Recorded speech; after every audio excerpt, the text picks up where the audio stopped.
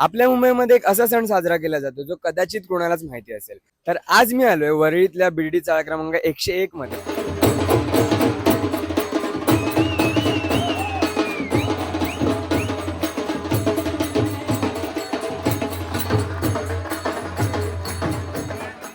नमस्कार मंडळी, मी अथर्व आणि आज माझा दुसरा व्लॉग आहे. तर आज मी आलोय वरळीतल्या बिर्डी चाळ क्रमांक 101 मध्ये. म्हणजे मी लहानाचा मोठा इकडेच झालोय.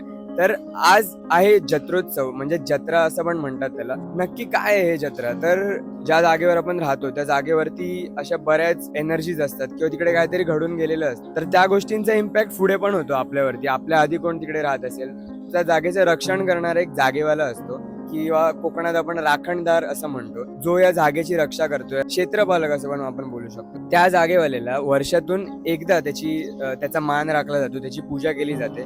तर हा पूर्ण सण, ही जी जत्रा आहे ती पूर्ण त्या जागेवाल्याच्या साठीच केली जाते. सो आजचा पूर्ण व्लॉग हा पूर्ण त्याच्या भोवतीच असेल, की तर काय होतं या जत्रेमध्ये आणि काय काय केलं जातं मी तुम्हाला दाखवणार आहे. व्हिडिओ शेवटपर्यंत नक्की बघा. Let's go.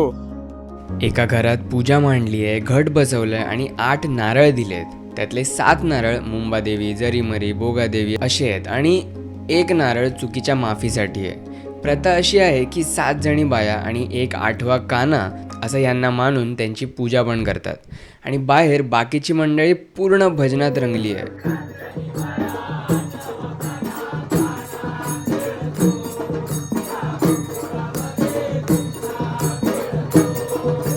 आता आधी भजनं फक्त टाळ आणि ढोलकीच्या तालात व्हायची, पण जसं नवीन पिढी येते तसे नवीन वाद्य सुद्धा येत आहेत. पण आजही मनात तोच भाव आणि ओठांवरती तीच भजनं आहेत.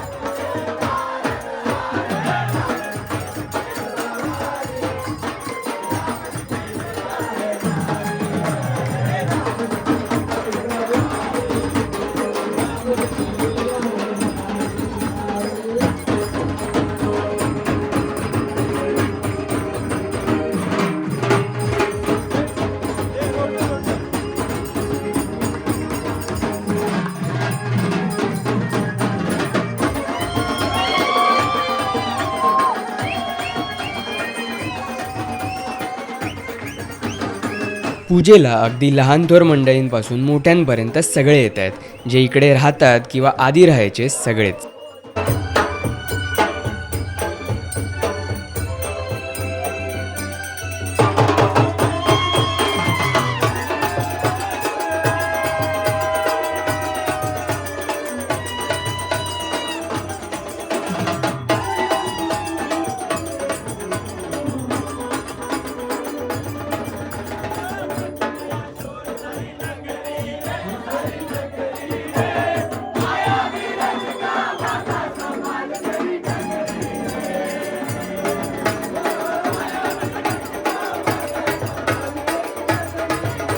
इथपर्यंत सगळं ठीक होतं, पण आता हा घट, ही वाद्य आणि ही भजन मंडळी पूर्ण चाळीला प्रदक्षिणा मारणार आहेत.